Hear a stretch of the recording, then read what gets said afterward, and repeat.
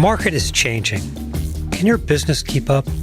Join me, Justin Lane, and a host of enterprise sales talent as we unravel the world of sales incentives and technology to help you become a more agile and effective leader. Learn how best-in-class organizations use data to identify and apply the right incentives at the right time to drive organizations towards success, whatever the market throws at you. Quit the guesswork and unlock the full potential in your sales team. Welcome to the Sales Compensation Show. It's my pleasure and honor today to have as my guest, Paul Reiman. I've known Paul for a number of years. We initially met at a sales compensation roundtable in Chicago that Paul was hosting. He had invited myself and a colleague to come up and speak around sales compensation administration processes, how to benchmark them, how to improve those processes. We've certainly kept in touch over the years, and I'm always interested in meeting up with him annually at the World at Work Spotlight on Sales Compensation Conference to get his takes on whatever hot topics are at hand. Paul, welcome to the show. Thanks, Justin. Good to speak again, for sure. Could you introduce yourself to the audience? Sure. I'm a data nerd who likes to apply that skill in as many settings as possible. I'm a recovering management consultant and a recovering HR practitioner all at the same time. I've recently started my own company called Novo Insights, which is all about helping organizations use data to make better people decisions. It's the third act of my career. I spent 10 years as a consultant at firms. That's where we first, and during that phase of my career, I understood, or I saw how consultants and customers needed to collaborate differently to really come up with the right answer. I then took on HR leadership roles in 3 different companies at Morningstar, at Commvault Systems, and at CDK Global.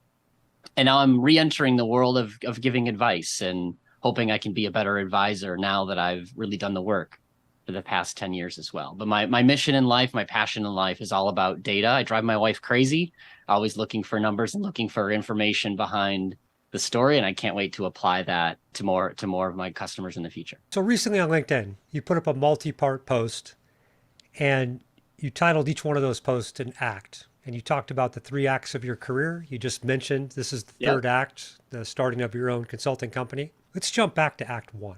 When you're in the consulting world, what sort of things did you learn from a data perspective when it came to sales compensation? How did you apply that when you help companies out with guidance and advice? Yeah, it's a great point. I mean, I think, and just to put a time box around that, maybe to age myself slightly, right? We're talking about the sort of 2000 to 2011-ish vintage of the world. And, phrases like big data didn't exist. The concept of artificial intelligence was science fiction only. So the data work in that stage of my career was just raw analytics. Like, how do we understand what's really happening? Who are the people earning the most? Are they the ones who perform the best? Are they in certain territories? Very descriptive in nature, just to make sure that the solutions being deployed had some fact behind them, but there was nothing prescriptive at all about sort of the data that could be done. It just wasn't possible, with the technology sort of available at that time. I did some big data work towards the end of that time before it was called big data, and it was just too far ahead. People didn't get it. But really, then it was all about understanding the composition of performance and figuring out the right way to pay for that performance. That's what really all of the data was about at that stage in the game. And just understanding it was the first part. Gathering and understanding the data that you had was a challenge for most companies at that stage of the game, for sure. Yeah, I think that remains a challenge for a lot of companies. It's always amazing to me, over the course of my career, working with a variety of size clients in different industries, where I've kind of came to this revelation that data is always bad. And the ability, companies are on this vast maturity curve of their ability to go gather data into a single repository to do the type of analysis that you're talking about. And it's interesting, I think, as you describe, 10 years ago, no big data tools, AI being still in movies and books, and maybe a little bit still today. How much of the data that you're looking at when you were thinking about performance was rearward looking versus trying to be predictive and prescriptive and looking forward out to the market? Yeah, I think it was and continues to be mostly a what has happened lens, right? So understanding what occurred and using that to inform some projections or assessment of what could happen, but not a lot of prediction. I mean, prediction remains sort of the hardest thing to get right in data. Some innovative work is happening for sure in that space, and some companies are figuring it out. But my work has been in the types of companies I work in, which are smaller, sort of mid-size, often resource-starved organizations. That's where just understanding what happened is a challenge enough for sure. And one of the things I find interesting is we do sales compensation design projects and you look at the past, I think it's sometimes easy to find patterns in the data and find a correlation, right, of A versus B as you get your two axis points on a graph. But the causation, the causality, right? Did A actually make B happen? Have you ran into this idea or thought as you work with data over the course of your career? Totally. I mean, one of my catchphrases over my career is that there's no such thing as a best practice. And because it's what I find is, well, I mean, no offense, sales leaders who end up listening or watching this, but because it worked doesn't mean it's always going to work. So, yep, we threw that $1,000 per account spiff out there and look at how many more accounts we got. Sure, it may have been because you told everybody you care about finding that thing that also produced a different outcome. It may not have been the money. Maybe $500 would have worked. Maybe, we don't have a rigorous test environment to control the experiment and say what really made the difference. Was it the management attention? Was it the pay amount? Was it the fact there was some pay? Who knows, right? So I find that causality is something most cannot prove. That said, I don't know if that's the burden either, particularly within sales compensation. If we can produce a more productive sales organization, if we can produce higher achievement through a set of interactions, it'd be nice to know which one caused it, but let's not get too caught up in was it the $600 versus $500 spiff is a better outcome? No, we got what we needed. Let's not worry so much. I like to keep an eye on the big picture, but certainly, causality is very difficult to prove in a world of human beings. Yeah. I think it's interesting, to think about that idea of you don't have a good control versus test environment. I think about other business disciplines, marketing as an example, where it's pretty easy to do A/B testing of everything from, what makes a good blog post to open rates for different, email headers type of thing. But more difficult to do when it comes to compensation because you maybe you get one bite at the apple as opposed to you want to dial in and refine over time, look at sensitivity of payment amounts, communication, messaging. It's complicated, right? There's a lot of things, a lot of variables in play at once. Totally. I even had a client at one point that had a very decentralized selling organization. So I'm like, this is the perfect time to do some testing because, regions didn't talk to one another. There was just enough. It was a large organization, so a lot of different account segmentation layers. It just made it hard for people to really know what was going on in other parts of the company. This is a great chance to test before you deploy. Let's try it in one region and see what happens. That's just a tough call for most sales leaders or HR leaders to make. Well, what if it's really good? Then I've disadvantaged everybody else by not giving them access to the test. Yeah. And you get a little trapped. So it's difficult to produce the kind of experimentation that you can do with an anonymous set of customers, a bunch of. Yeah, I think gather data points over time, right? Maybe build up something around best practices, fictional or not, and start to apply that for your other clients. Stories that work, I believe in, right? It's more the belief that this is the thing to do is where I don't know if that's really relevant. I mean, I worked at 3 different companies as an in-house, compensation leader. Sales comp was part of my world in all 3 of them. And in a couple of circumstances, doing the exact same thing in company C versus company B produced a completely different outcome. Mm-hmm. Just because the context, and these are all technology sellers at the end of the day, but the rest of the management ecosystem, the climate, the specific customer sets were different enough that it didn't make the exact same solution. Yeah. Yeah, corporate context, I agree. Yeah, 100% important. And it was interesting at the recent sales compensation conference, I heard the term, body of knowledge around sales compensation, that it's very well defined now, after 25, 30 years of folks doing it. And, from some of the projects I've recently worked on, even the idea of the difference between sales cultures and the buying experience that they're trying to deliver to their prospects and clients dictated, how we thought about a recommendation at the end.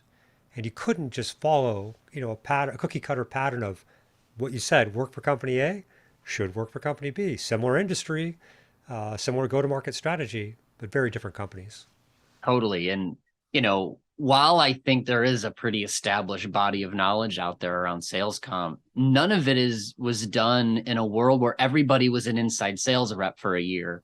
And now there's a different customer buying expectation, right? Or set of preferences. At least I believe I'm seeing that with some companies I'm working with now, where what does an inside sales role really mean anymore when there's a lot more virtual selling? Customers are willing to write checks that are a lot bigger than they used to write without seeing someone face to face. The SaaS world has matured to the point where SaaS-like practices have invaded other industries in terms of how you buy, how you think about what should I sign up for. So I think a lot of those body of knowledge things that worked, in my act one of my career in the 2000s may be completely irrelevant from 2022 on, given those other realities. Not to mention a completely different labor market that is just so unpredictable and uncertain at this unique point in time. How does that intersect with these new customer buying realities as well? So I think we're going to see a lot of challenge to that body of knowledge. Will there be some relevance? For sure. But if we're relying on what worked in 2002, when I was literally consulting to the yellow page industry, it's just not all that relevant anymore. There's probably some tips and tricks, but by and large, that's not what's shaping today's world of sales compensation. Yeah, fair enough. Let's move on to Act 2 of the career. Sure. Tell me about that. I made a decision at one point. I was, grateful to the leaders I had at the end of Act 1 who understood that it was time for me to do something different, partly for family reasons, or mostly for family reasons. And I had a client who created a job for me. So I took an in-house HR leadership role, first for Morningstar, and then in basically 3-year increments, I would move from company to company, Morningstar to Commvault Systems to CDK Global, which is recently acquired by private equity. So in all those places, I was the compensation leader, among other functions, HR ops, other things. But compensation was my core, and working with, the other parts of the sales comp ecosystem, right? It's never just HR. It's finance, sales ops, if it exists, things like that. So a good chunk of my time was spent creating the governance model, the collaboration model around how does good sales comp work get done, right? Mm-hmm. I can add value in this space. People in sales can add value in that space. Obviously, you need finance to be on board. All the right stakeholders. So at each stop in the journey, a key outcome was just defining how does good work get done in this space? Because that's hard, right? It's not, there's no single owner of the sales comp plan, and just coming up with the right rules around, how do we work together? It was a key part of my work for that last 10 years. Yeah, I think companies, in my experience, some work well with that kind of cross business functional team, and they're all kind of marching in the same direction, rowing in the same direction, maybe from some mandates handed down from the CEO. Other companies, more of a struggle. There's some natural friction, I think, between sales and finance when it comes to plan design, and then certainly quotas when you get to that portion of the planning year. Any thoughts or advice on if somebody's out there in an organization where maybe they're an HR leader and they're trying to build a more collaborative environment, any tips or tricks you learned? And from that too? I think absolutely. I think one is because it's a little bit different, right? Just based on the culture of an organization, where the data sits, the degree of control that certain functions sort of naturally have through other governance mechanisms. Just being clear on what is our way of doing it. There is no right answer. I don't believe that HR always needs to own the incentive design. No, I don't think that's true. I'd be happy if anybody wants, reach out, send me an email. There's a matrix that I use that says, well, of the sales comp design process and of the sort of execution model, like through the year, who's doing what? Just to make sure it's clear who's on point. Because if you don't agree up front whose responsibility it is or who's involved, of course there's going to be friction as you're trying to do it. So it's an easy conversation to have, like, hey, let's just talk about how we're going to work together. And then we all have a consistent set of expectations. It's so easy, but that was the biggest lesson learned, is just be clear who's on point for what. My second big lesson learned, and this is really geared more towards sort of the HR folks in the audience, is invest in understanding your sales cycle. Go on a ride along with a sales leader or a sales rep, even just to understand the terms, the way that customers interact. It adds a ton of value when you think about how much to pay and how to pay. So invest in that. You've got to take that first step. You can't wait for your salesperson to invite the HR guy out on a call. They're not going to do it. You own that sort of interaction to sort of understand, and go be a customer if you can, if you happen to be in an industry where that's possible. CDK is a good example. Like, they sell, software and services to auto retailers. So I happened to need to buy a car early in my employment. So I really got a chance to understand sort of that customer interaction. That was insightful. And it really helped me build the right relationships with the sales leaders, with sales ops, with some credibility that hey, I'm from HR, I'm here to help. Like, no, I actually do understand what we're trying to solve for here. Yeah. I love the idea of the ride along, listen to some calls, visit some clients, be a customer if you can. That's awesome. I think that, a lot of HR teams will focus on the job family, the pay bands, the benchmarking, but maybe, stop with that, where I say that maybe not, I'll call it a lack of understanding or maybe empathy to what is the true level of prominence or control for that particular role. So you can start thinking about, what are good metrics and measures that go in the plan when you're getting down to that decision-making process. Yeah. And if you think about, the sort of typical HR role within sales comp starts with how much to pay, right? The benchmarking around the value of a job. We've all worked with enough of those surveys and the ways of gathering that data. There's a judgment call on, well, what level is this role? Like, years of experience is not a great proxy for that really anymore. So it is around prominence, around decision-making, around your, ability to be successful. That's a judgment call. And if we think that the data is going to tell us this is a Radford level 4 or level 3, good luck. Like, the data doesn't just tell you that. And if you are, then you're doing it the wrong way. There's an understanding of what is the nature of this talent. And you don't get that until you see it. At least that's my belief. No offense, sales leaders, but you always tend to think your talent is higher than it tends to be on the Radford scale. And HR people tend to think it's lower than it is because they default to other measures. So you have to build that common language around what are they really doing? How does the sales cycle really work? And what skills are needed to be successful? Let's dig a little bit deeper into benchmarking. I'm usually on the other end of that conversation from the HR side. How, with the recent changes and I think trends, right, towards sales being more remote, more inside sales versus field sales, I think that was a trend that certainly got accelerated during the pandemic. How important is that geography cut when it comes to recruiting and retention versus paying for people's performance and letting that kind of dictate where they sit within that range?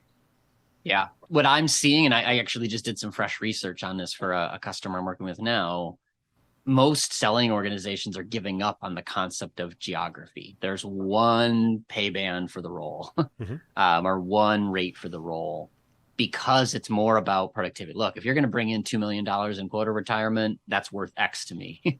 I kind of don't care if you happen to choose, Iowa is your place of living versus Chicago, whatever. You're talking to the customers through Zoom frequently enough. It's not about where you, doesn't mean everybody's of the organizations that I had pulled for that, research for that client, most had moved to a single rate of pay for a job. I think that's happening in non-sales families. It's the same, although sales is a few years ahead because there was more virtualness and spread across the country and, in a sales force than with other organizations pre-pandemic. But I'm seeing geography matter less and less going forward. And I can't imagine that that's going to go away. I think it's going to be less relevant given pay transparency laws in different places and whatnot. Like, just hire somebody and pay them, a rate of a comp cost of sale that you're comfortable paying and move on. Sure. That's where I think we're going to land. I think recently in one of your posts on LinkedIn, I just use the term pay for performance. And you kind of counter to that term and said promote for performance. Could you tell the folks listening, like, Sure. how should they look at that differently? Yeah, I mean, the premise here, and look, as a comp practitioner, if everybody had $1 for every time I said pay for performance in the last 10 years, they could retire off of my own words, because that's what we're all solving for in the world of compensation. The problem I see is we measure that we're too myopic about it, right? So in this merit cycle, we need to pay for performance. In this quarter, did we pay for performance? And while that's important, your employees don't always just see it that way, right? If I think about over the course of my career, I think I was paid for my performance, but in most cases, it was because I got that next job, or I learned something and was positioned to get another job, right? So even within a company, this quarter's incentive, maybe that rep had a rough quarter, but over time, if they're a good rep, they should do fine. They should, go beyond OTE. They might be the one who moves to that next level individual role. If they're the right type of person, they move into that management role. But, you have to zoom out a little bit to really see performance in a bigger context, because I don't think we can define performance all the time this quarter or this decision. That was the premise of that blog post, is just take a bigger perspective. Don't judge your commission plan because it had a rough quarter in 2020. Everybody had weird data in 2020. Probably wasn't the commission plan. It was a pandemic that nobody expected, right? Over time, do we feel like great performers win under this plan? Tactically, I used to say, give me 12 months worth of data to sort of understand what's going on. Now I ask for more, because you just need to have more of a perspective to really get what's going on within an organization. Too much changes and too much noise occurs in a performance cycle, within a quarter or 6 months. So you want to smooth it out with a Smooth it longer out. perspective. That's right. And understand that paying for performance doesn't always mean this commission check. Somebody who gets a big equity grant because they did a great job, or positions themselves, even though they're maybe an average performer by quota attainment, but they've got all the right capabilities to be a great people leader. You're still paying for performance over time, right? They just weren't a quota deliverer. They didn't need to be a top 10 percenter if they're more of a people leader. Different topic for a different day, right? But like sometimes you want to promote folks that aren't quantitatively high performers in a role. But if you zoom out, you do see over time those good contributions to the organization get rewarded, just not in the form of pay me now, in the form of a promotion. You touched on something that I think has always been an interesting conversation point with a lot of sales leaders. This idea that, should top performers move from an individual contributor role into a management role? And I think a lot of the data over the years has shown that looking across a lot of people, maybe not always the best idea, but thinking about it individually, there's obviously going to be some top performers that are going to be good managers. But again, this idea that maybe if they're not top performers, maybe they're better suited to be a people manager. Have you found this in the course of your career, this to be true, not true? For sure. I mean, we should also not assume the opposite, right? There are some great individual contributors that make excellent managers and people leaders. But if you think about what adds, incremental value as a leader, is not the ability to close the sale. It's the ability to teach somebody how to close the sale, to mentor and guide them. And high performers tend to be really good with other high performers, but that's not where you want your sales manager spending time. You want your sales manager spending time with the core and those that are, ramping up in role. And that's a mentorship. That's a teaching. That's a supporting role, not a go land the big fish role. So just, you can have great performers that are good at that, but you want to be careful about what are those success criteria that get, promoted in the form of taking on leadership positions, for sure. Yeah. Well, let's shift to Act 3, right? So you mentioned a little bit about the new company. Tell me more, like what inspired you to say, I'm going to go hang my shingle, get back into consulting and move into this third act? Totally. So I think a lot of it is what I see is we're drowning in data. There's so much data out there, right? I contrasted earlier from, act 1 of my career, just getting access to basics was value add. Now everything is measured. Everything is tracked. Maybe too but there's much not data? a lot of, Too much data. I agree. So it's where do you get insight from the data? And HR organizations, people organizations in particular, want to be more metric driven, but there's just too many metrics. And I find that organizations are chasing the shiny object and don't necessarily know how best to work with it. Where do I start? What are the ones that matter? The feedback when I really thought about what do I want to do when I grow up, the feedback I hear is, look, Paul, you tend to have a good eye for something that matters. I'm like, all right, well then how do I do more of that, right? I'm big right now on you want to form careers around what you really love, not necessarily just what pays you a lot. And I really love finding that hidden nugget of insight in the data. And I just think now is a unique time where access to data has never been greater, but the capability and the desire to really understand what do I do to add value from that data is where I want to play. So that was the premise behind creating a place where I can engage with customers to do that, to really understand the data they have, formulate key insights from it, and help them craft a course of action, to make impact from those insights. And if people wanted to follow your thoughts and insights and learn more, where would they go? Absolutely. I am a voracious LinkedIn networker. So for sure, look up Paul Reiman on LinkedIn. That's a great place to stay connected with me. The name of the company is Novo Insights, spelled exactly like you expect. So novoinsights.com is another place where you can see what we're up to and how we're thinking about the world. We're fresh, just started working with some partners now to sort of really craft the vision behind it and formalize some offerings to come to market here soon. Outstanding. Well, best of luck in that venture. I'm sure it's going to be successful. Thank you, Justin. So we talked a little bit before we started recording about, what I see as a hot topic right now. And I even use the term, I think, holy war, because I think depending upon who you talk to, people are going to strongly take one side or the other. And it's this idea of, should we pay people for performance in a selling role, or should we pay them to the activities that maybe shows up in the data that's going to lead them to the performance? I saw a recent study from a behavioral economist that tends to point that the research data in a university study environment would show that paying for inputs is maybe more effective. Any thoughts? Which side of that battle would you take? Yeah, I'm reserving the right to not pick a side yet. And it's partly because I'm also skeptical of sort of the university research setting and its applicability to the real world, for lack of a better word. But I see the validity in it, right? I've been a follower of the work of Dan Ariely at Duke for years and years and years, who basically challenges a lot of the premises that we have around incentives and how they really work psychologically. I think there's validity to it.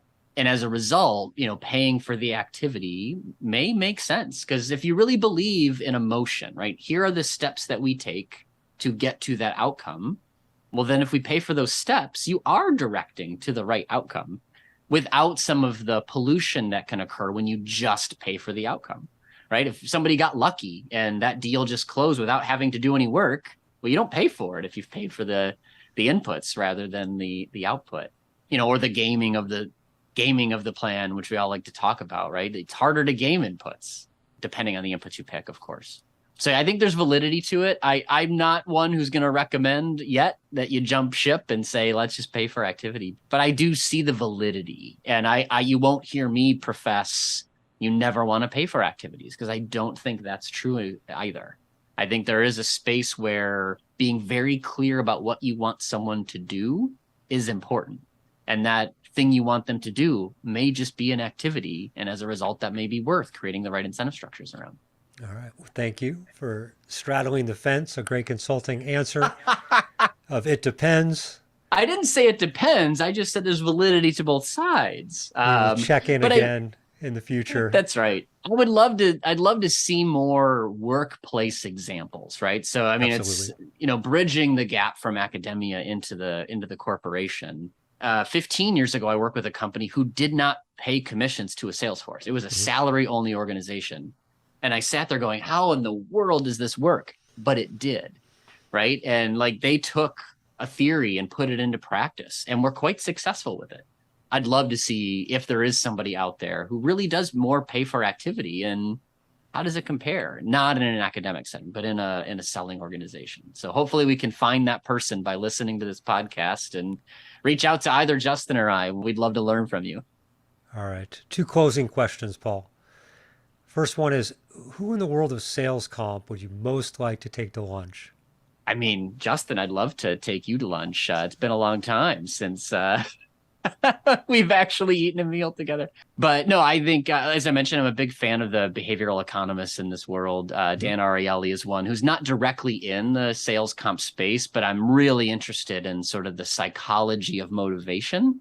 And I think there's lessons to be learned. So many fascinating stories would come from someone like that who's seen a lot of experiments in this world.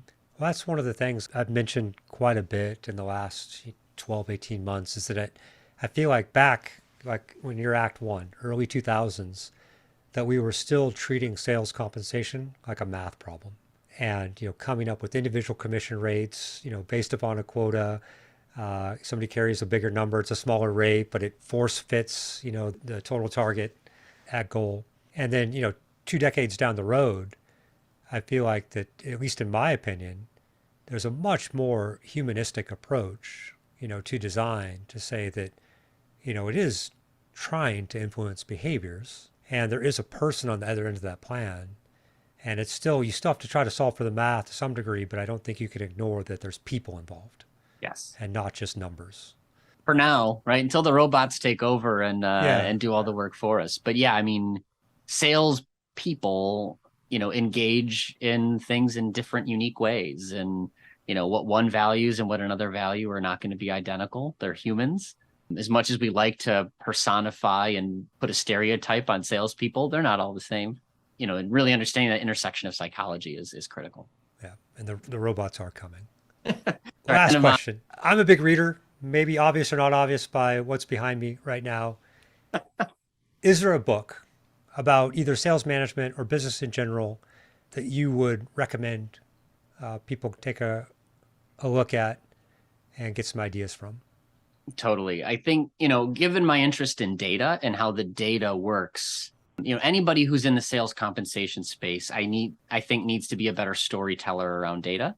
So I'm a huge fan of Cole Knopflick, KN at the beginning. She's got a whole firm around storytelling with data. She's got a couple of fantastic books to really understand how to consume and then work with the information that you have available to you.